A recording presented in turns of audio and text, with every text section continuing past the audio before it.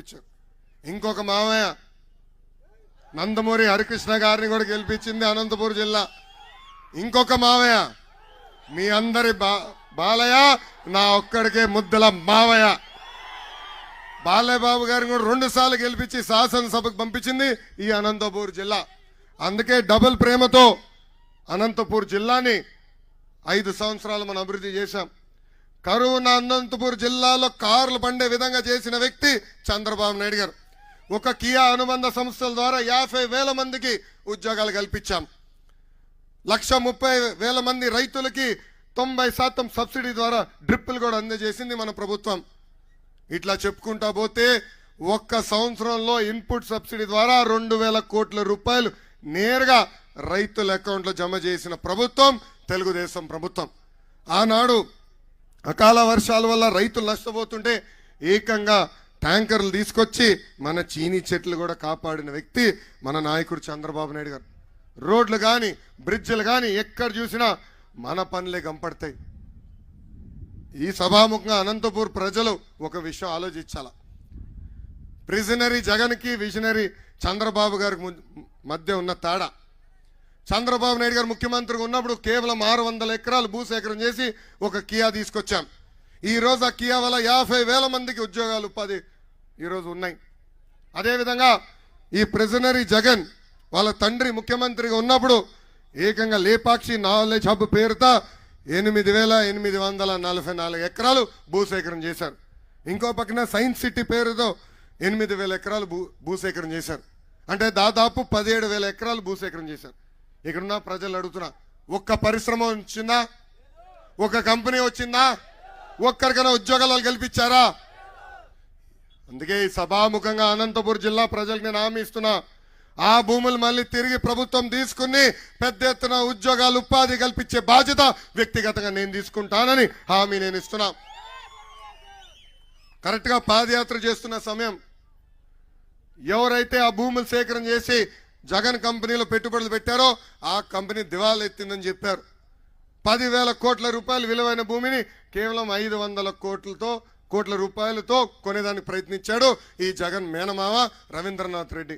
ఆనాడు నేను గట్టిగా మాడితే ఆ పనులు ఆపేసే పరిస్థితి.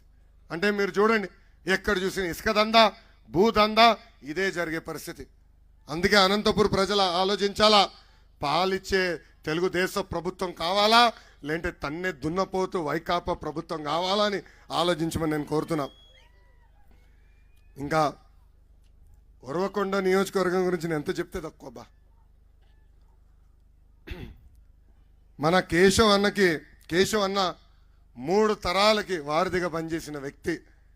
విశ్వవిఖ్యాత నట సార్వభౌమ స్వర్గశ్రీ నందమూరి తారక రామారావు గారి దగ్గర ట్రైనింగ్ పొందిన వ్యక్తి కేశవ్ అన్న. మన విజనరీ నాయకుడు బాబు గారి నాయకత్వంతో పనిచేసిన వ్యక్తి కేశవ్ అన్న. ఈరోజు ఒక యువ నాయకుడిగా నేను అనేక పనులు చేయాలంటే ఒక అన్నగా నా వెనకాల నిలబడి నాతో పరిగెత్తే వ్యక్తి కేశవ్ అన్న. నాతో పరిగెడుతున్నారు, నా వెనకాల పరిగెడుతున్నారు. నాకు తెలియట్లేదు. కేశవ్ అన్న నాయకత్వంలోనే నియోజకవర్గం అద్భుతంగా అభివృద్ధి చెందింది. ఈరోజు శాసనసభలో కేశవ్ అన్న కనీసం మైక్ ఇవ్వట్లేదు ఈ ప్రభుత్వం. ఎంత భయపడుతున్నారు చూడండి. అరే అసెంబ్లీ పులి కేశవ్ అన్న. అసెంబ్లీలో ఒక పిల్లి కూడా ఉందండి. అసెంబ్లీలో ఒక పిల్లి కూడా ఉంది. ఆ పిల్లి పేరేంటి తెలుసా? జిమ్ లాంటి జగన్. అది ఈరోజు ఆంధ్ర రాష్ట్ర పరిస్థితి. మన ప్రభుత్వం ఉన్న 5 సంవత్సరాల్లో ఎప్పుడు లేని విధంగా ఉరవకొండ నియోజకవర్గ అభివృద్ధి చేసింది కేశవ్ అన్న. ఆనాడు శాసనసభ్యుడు కాకపోయినా ఎప్పుడు నా వెనకాల తిరిగి నాకు ఈ రోడ్డు కావాలి, ఆ సీసీ రోడ్ వేయించండి, ఆ తాగునీటి పథకం పూర్తి చేయమని ఎప్పుడు నన్ను వెంటాడేవారు. నేను శాసనసభలో మంత్రిగా ఉన్నప్పుడు బయటికి వచ్చి కనీసం టాయిలెట్కి వెళ్ళని రెడీగా ఉన్నాడు ఆయన కాగితాలు పట్టుకుని. ఇదిగో ఈ ఒక్క కాగితం సంతకం పెట్టు, ఈ పని అయిపోతుందని చెప్పి పని చేయించుకున్న వ్యక్తేనా. ఎప్పుడు లేని విధంగా, ఏ నియోజకవర్గం రాని విధంగా 890 కోట్ల రూపాయలు బాబు గారిని ఒప్పించి తీసుకొచ్చి మెగా డ్రిప్ ఇరిగేషన్ ప్రాజెక్ట్ ఉరవకొండకి తీసుకొచ్చిన వ్యక్తి కేశవ్ అన్న.